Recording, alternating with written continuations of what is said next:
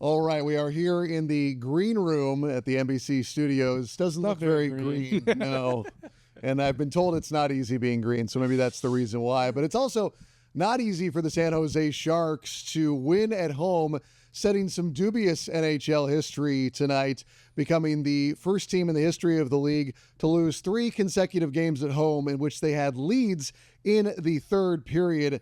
Alan, that is a remarkable run of losing for San Jose, considering if we go back a couple weeks, all we want to talk about is their third period. Yeah, their third periods were good, especially in November.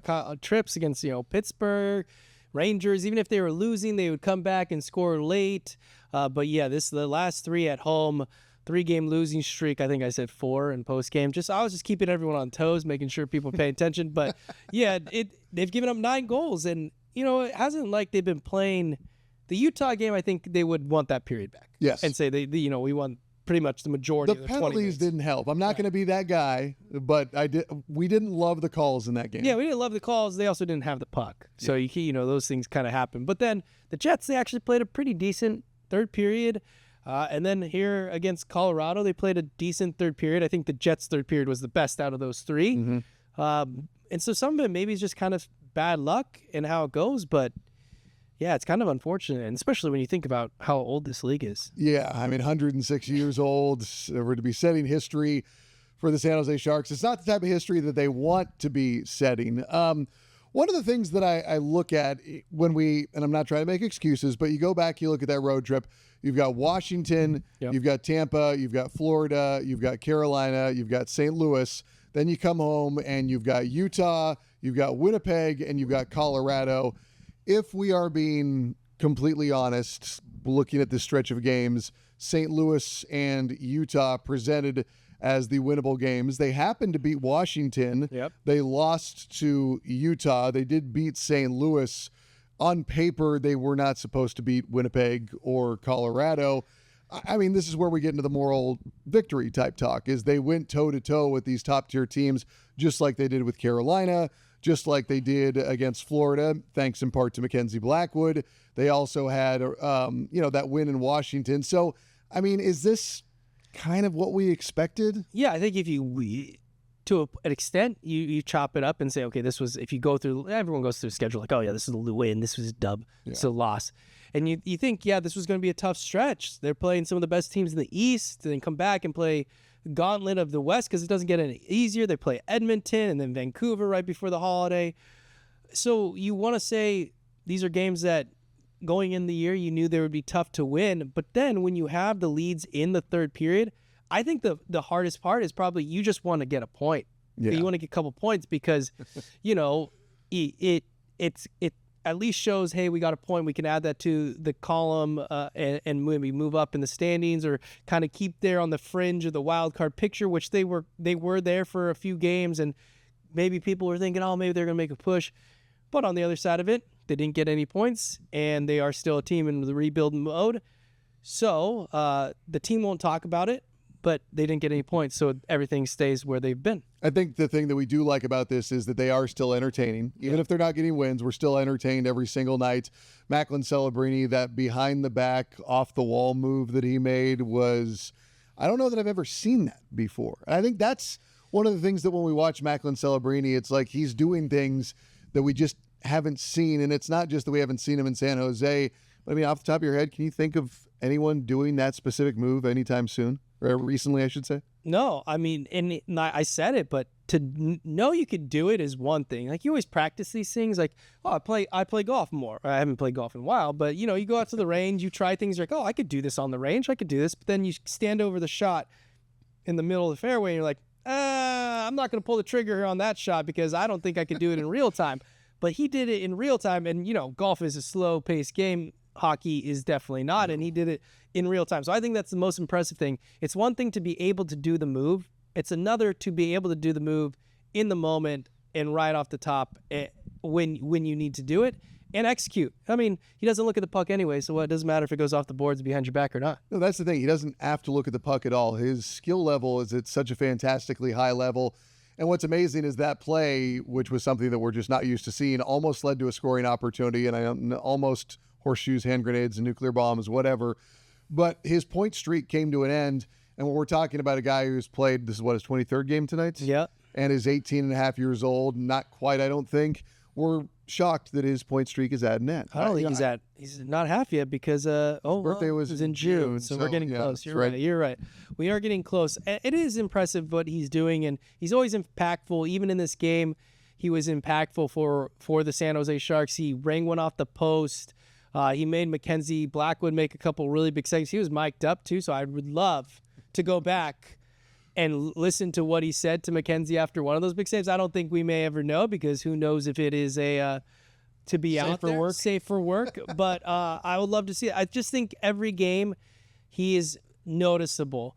So that's impressive to see. I would like to also say there's a play late in the third period. We didn't even get to talk about it, where William Eklund scored a goal tonight, but he dives. It's an empty netter situation, comes back and dives. And that just still shows the buy-in that these guys have. Because 4-2, less than a minute left, what does it matter if they score the empty netter or not? You're probably, the chances of you coming back in that game are very slim.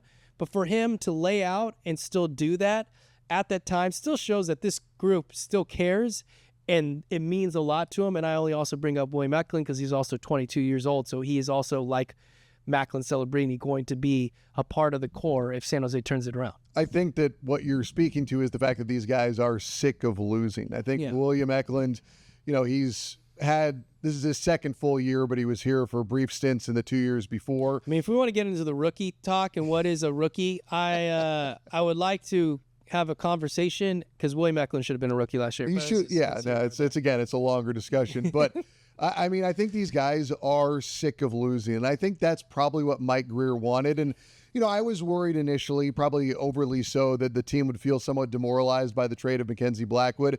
But I think they're professionals. They understood what they were getting into with San Jose. And I think Mike Grier brought up a very good point of, Mackenzie played himself off this team. His play was, needing to be on a team that was going to be making or attempting to make a deep run in the Stanley Cup playoffs, of which I think the Avs qualify for that definition.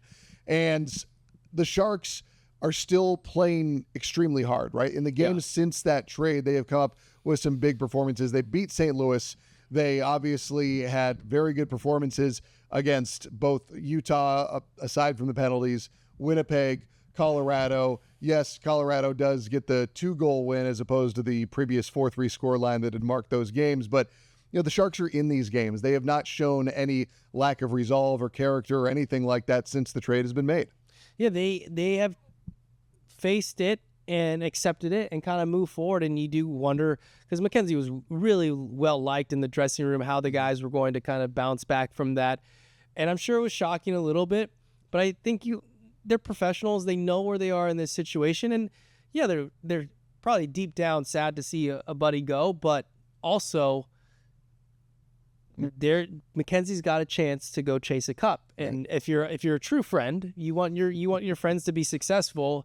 And so it was kind of probably a double-edged sword. I don't know if double-edged sword is the right word, but, feeling two sides of things. But it's been nice to see them still respond. You get Nikolai Kovalenko in that trade, who maybe initially you think, oh, this guy's just a role player, kind of a throw-in, but he's looked really good. And even tonight, doesn't have as much of an impactful game, but there was a couple moments for 15 in that. So I think Nikolai's a piece in whether that's a top 6, top 9. He's definitely a top 9 forward in my estimation, 25 years old. So he's a little bit older on the rookie side. But that's a good piece. And you get the second round pick. So you're still rebuilding and still getting something productive out of that. What do you think about Georgiev in this game? Because I do think that we look at the 4 goals allowed and we say that's not going to cut it. I'll qualify that by saying, okay, but 2 of those were off the power play. Yeah. He did make some very big saves in this game when it looked like Colorado was pressing, but we also have some critical goals that he gave up in the third period, which I think at least one of those, the fourth one especially, is one that he wants back, where he just misses it. He's reaching out towards it. He doesn't make the save. And so I'm kind of stuck of two minds of where I've seen Georgiev through these games and said, I like a lot of what I've seen, but a couple of these goals that he's given up, you think, okay, he needs to fix that, because it doesn't feel like he's that far off, right? No, and that's the NHL, right? Like you can be good for 38 out of 40 shots, and the 2 that you let in, happen to be the ones that difference maker. They'll add a 4, so it's not a 2-1 game. But that's just kind of how it is, and that's how, like, that's also speaks to goalies are always going to be thought of on that goal differential and how many goals allowed, even if they have a good game overall. 90% of the game, that the other 10%'s what teams, fans, whoever it may be, will look at. So it is tough. That's just what you do, though, when you sign up to be a goalie. I think Georgiev was pretty good. I think, I don't know the minutiae and all the things about goalies and their technique, but to me, it feels like sometimes he loses the net a little bit. And he makes a little, maybe too far of a move, and then he gets back into position. I think the term you used is he's a little bit too busy. Yeah. Like you said he needed to stay rooted a little bit more. Yeah. And it's easier to do. Yawn rooted. Yeah, and maybe it's easier to do when you're Mackenzie Blackwood and you're 6'4" and 220 pounds and you don't need to move very much because you're just a big human being. And Alexander Georgiev is a smaller dude, a little more athletic, so maybe he does have a different style. But yeah, I think maybe we quiet it down. I don't know. What am I saying? I'm just like, yeah, quiet down. It's easy to do, right? I mean, he's won 40 games in the league. That's the other thing, is like he's won 40 games, so he knows what he's doing. He knows how to win games. There's other guys in front of him for that. But the one caveat to this is Yaroslav Askarov has a chance and has an opportunity here. If he can go out and play like he did the first time he came around, where he only gave up 2 goals in back-to-back games and looked pretty good, other than, giving the St. Louis Blues a goal with his stick. If he comes out, this is an opportunity, because you want your number one guy, whoever it's going to be, to the future. You want him to take that net. And the Sharks aren't going to just hand Askarov the crease. No. He's got to go take it. But, I don't know.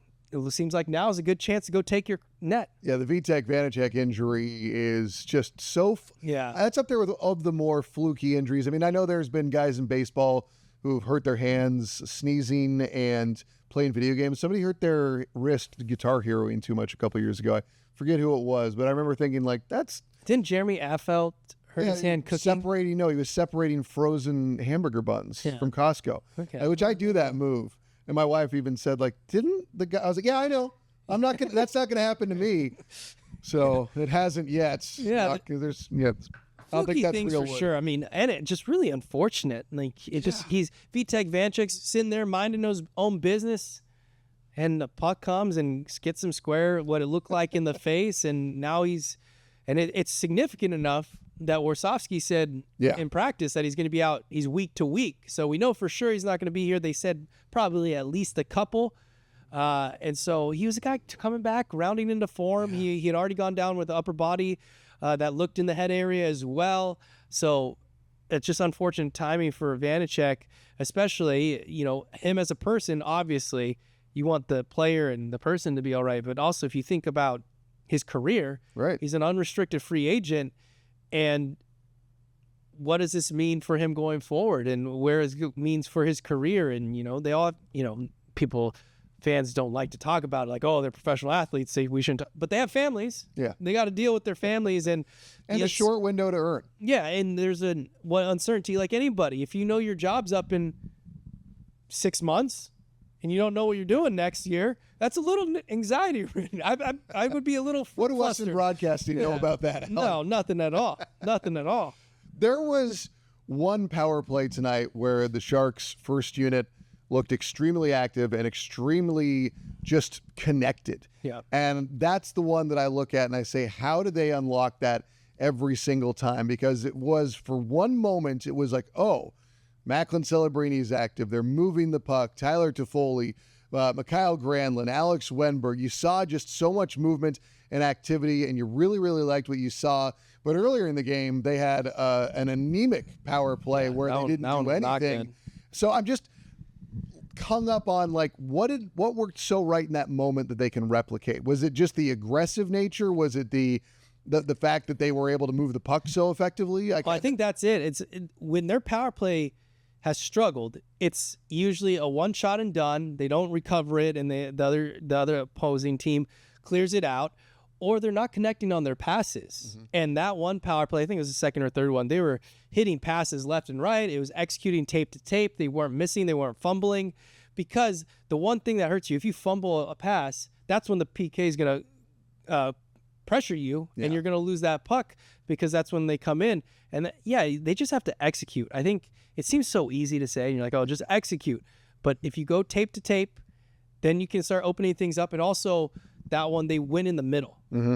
It's one thing to go tape to tape and you're around the corner, around the edges, and nothing's really what they did on that first one. Which first one, they also didn't get the puck to Macklin Celebrini on that one. But yeah, I think it's just you got to go tape to tape. You got to execute. I still would like them to shoot a little bit more and try to bang some rebounds in. They do have high skill out there. It's funny because if you look at the unit, it's got pretty good high skill level if you compare it across the league. Yeah. It's just not scoring. And that's another one of those close but no cigar type situation. I also would like, this doesn't have to do, I would like the second unit to see it a little bit more. Yeah. I just would like to see, like, on the second unit tonight, I think was Eklund, Zetterlund, and Will Smith. I think if the first unit's not getting it done, whether they're executing or not, it used to be a 1 minute, 1 minute. Back in my day, there was 1 minute, 1 minute. But now it's usually the first unit's out there for a minute and a half, and then the second unit gets the slim pick. Yeah, they have 30 seconds left. 30 seconds. Go get them, boys. Yeah, 1.5 possessions. It's interesting just because you see with the San Jose Sharks and all the conversations we're having, we're talking about works in progress, whether it's Georgiev trying to refine its game, whether it's the power play, whether it's San Jose looking at this difficult bit of scheduling, which, by the way, extends into the break with Edmonton and Vancouver. Like you said, here's two of the top teams in the West. Merry Christmas as you finish the year in the Great North. But I mean, this is a work in progress with San Jose. And the final answer we heard last night tonight, I should say, from Ryan Warsofsky was talking about being cognizant of where the Sharks are at this moment of time. And saying that he wants to get there to where they are able to win these tight games, but he kind of acknowledged that they're not there yet and that there are no moral victories, even if they are taking steps forward. You got to take steps forwards, and you also have to find a way to keep moving and keep pushing, because if you let the weight of the losses kind of build and that you're not getting where you need to go, I think it can get hard. But I did love that answer from Warsofsky. I also love that he said, like, yeah, you fans are probably frustrated, but guess what? Like, the amount of frustration we feel sometimes from the outside looking in on the team about, hey, you should be able to do this, is minuscule to what the guys in the room are actually feeling. Because we could talk about the rebuild and what Mike Greer is doing and getting draft picks. And as you said once to me, trusting the process. The guys that are playing, though, they're not trusting any process. They're going out there to win games, and they're going out there to get bust contracts. Yeah, get contracts. Like it's professional. Their livelihood is on the line. Like Luke Cunnin is a unrestricted free agent. He's having a great year. Like, these guys have something to prove, so they're going to be just as frustrated. It doesn't matter if the Sharks are supposed to lose games. These guys have pride, and they're hockey players, because they also can't quit. Because if they are looking for that contract or other teams, you're still auditioning. Right. No matter if you're in this league for 1 year, 2 years, 10 years, you're always auditioning for the other teams because there's a trade deadline. Your contract is inevitably coming up. So you have to put on tape that you are a player that other teams should invest in. And so, fans can feel frustrated, but the guys in the room feel frustrated because they want to win games. They want to finish off these games that they have leads in. Yeah, it's true. Well, Al, it's late and we've got to go. But join us on Saturday. Let's start first. Sharks Audio Network, 12:30 pregame, 1 o'clock go time. Nick Bonino will be joining Dan Rusanowski on the call in Edmonton. So I'm excited. I'm a big Bonino fan. I loved it when he was here in San Jose. We went to the same barber, actually, so it worked out very conveniently. And then Al and I... What was that? What, you the barber? Yeah, well, I was the barber. We took turns barbering each other. I mean, that's the inside joke. But I will also be, because again, let me say that again. 12:30 pregame for Dan on the Audio Network. 1 o'clock go time against Edmonton. I'll be back here in San Francisco with Alan. 12:30 pregame right here on NBC Sports California. 1 o'clock go time as the Sharks take on what's his name? McDavid something, right? McJesus. Yes, yeah, that's what it is.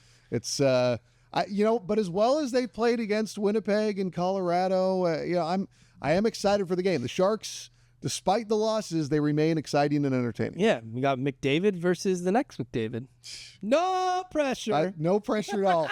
All right. We're out.